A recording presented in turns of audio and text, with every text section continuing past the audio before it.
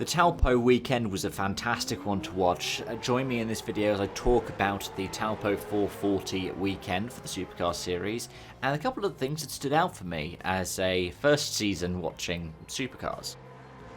Firstly, I'm going to have to agree with Matthew Payne. I think that was a stellar weekend. He picked up the Jason Richards trophy, he won 2 races, and I think the second win was even better than the first in that 60-something lap race. Was it 61 laps? It was so monumentally impressive. I have to say, he was my standout performer of the weekend.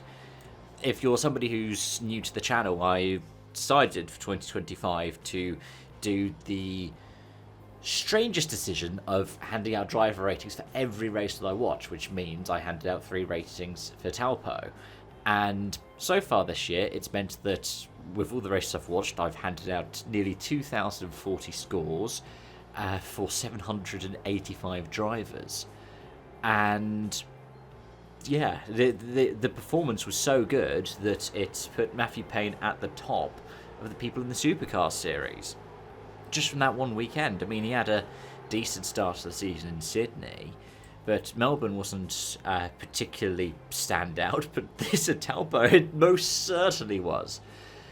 It was a wonderful performance, and it was great to watch him in such good form. Likewise, Chaz Mostert, who, let's be honest, didn't really have the best weekend in Melbourne.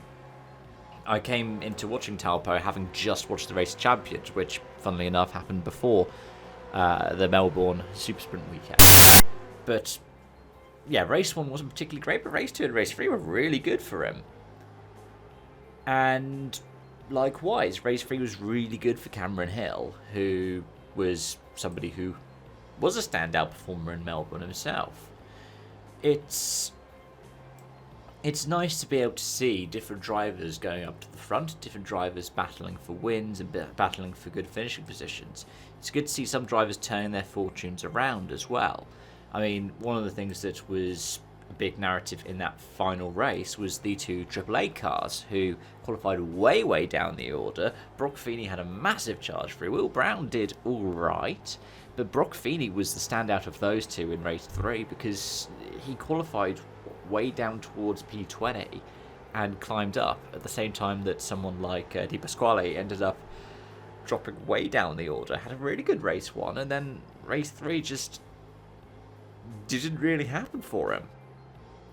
However, someone who struggled for a lot of the weekend was Cam Waters. I mean, he did do well in the first race. He got 2nd place from Matthew Payne, but the other 2 races he was outside of the top 10. Now, granted, in the final race, was it necessarily his fault that he had that slow stop? Because it looked like the tyre wasn't going on, and they tried to put the tyre on and went, no, that's a tyre we're taking off.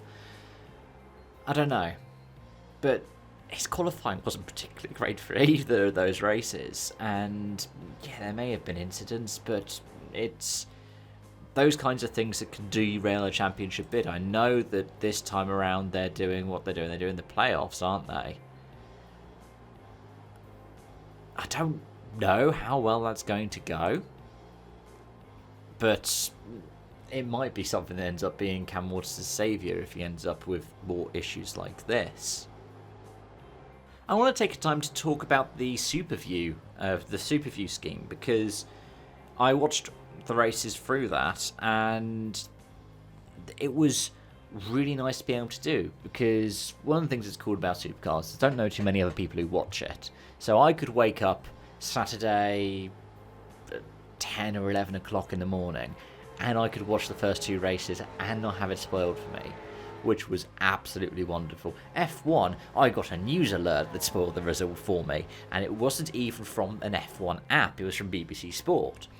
So to be able to just wake up and then go, yeah, cool, I've got Taupō to watch, this is going to be fun. And it's a track that I've never seen before. It was really good, and to get the support series as well, it means you have all of these 8-hour broadcasts at, what, 99 Australian dollars a year, which is about £50 in the UK. That's good value for money. I pay, I think, double that for Rally TV, and I get my money's worth out of that from the ERC and the WRC, and I did even more so when World RX was part of it. But it's nice to be able to say that this streaming service is very worthwhile.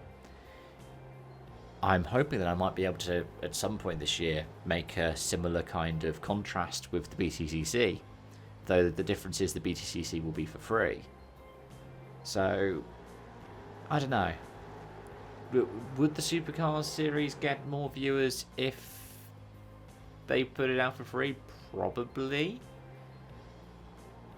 But I guess it's easier to say, well, people aren't going to steal the footage if you choose to do it this way. I don't know. It's nice and well put together. You've got good volume controls, good ways of jumping through the replays.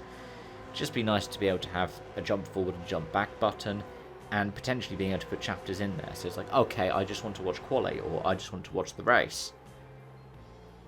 I think that would be a nice feature to have.